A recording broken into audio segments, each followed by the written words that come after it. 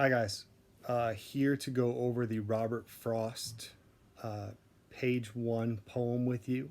It's called Asking for Roses. I'm going to do a step-by-step breakdown. I've got mine pulled up right here on my computer so I can read line by line with you.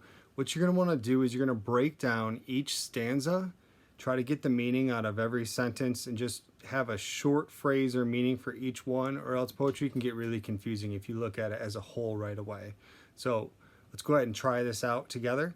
I would suggest reading the poem one time through first, and then going back and doing a one stanza breakdown, stanza by stanza. It doesn't have to be a whole sentence, just a short little excerpt that you write down as notes for yourself so you can really dive in and figure out the riddle type nature of Robert Frost. So, a house that lacks seemingly mistress and master, with doors that none but the wind ever closes. Its floors all littered with glass and with plaster. It stands in a garden of old-fashioned roses.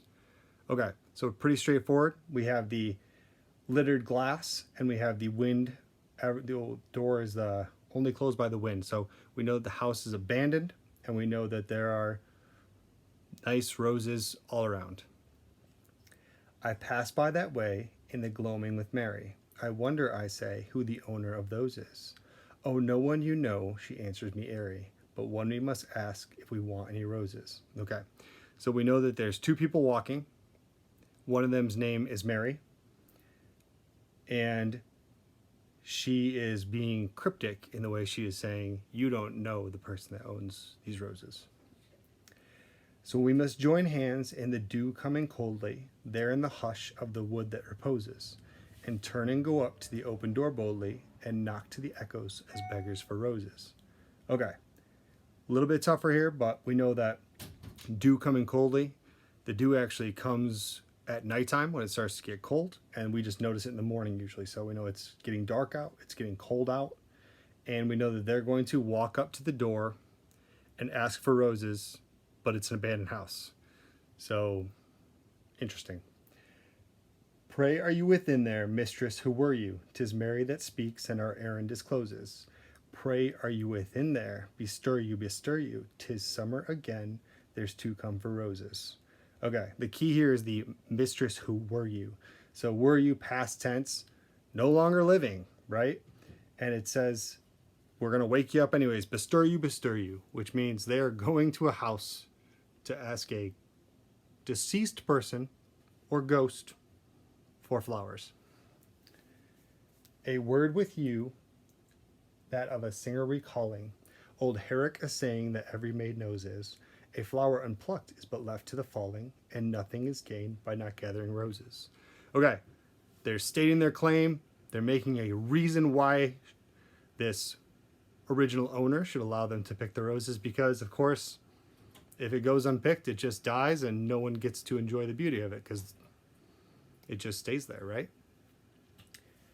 We do not loosen our hands intertwining, not caring so very much what she supposes.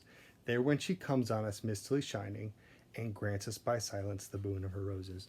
So the ghost appears, so we know for sure it is a ghost, and the ghost says to pick the roses by not saying anything. So she's not, doesn't get upset or angry that they're there.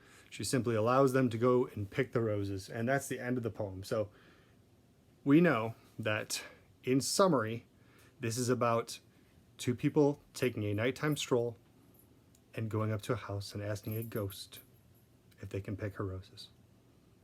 Weird, huh? The other part I wanted to make sure that we got to was the number of stanzas. Remember, a stanza is a paragraph. Okay? So asking for roses, we have the first one is the house. I pass by. It's 2, 3, 4, 5, 6 stanzas. Okay? How much, or what is the rhyme scheme? Now that's going to be the part that we're going to kind of have to dig back to last year and really consider what is the rhyme scheme of this poem.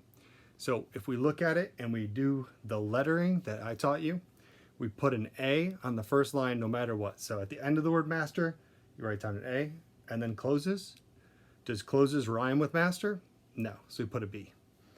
Then plaster, does plaster rhyme with closes? No. Does it rhyme with master? Yes. So we can go back to the letter of the original line. So A, B, A. And then roses rhymes with closes. So A, B, A, B.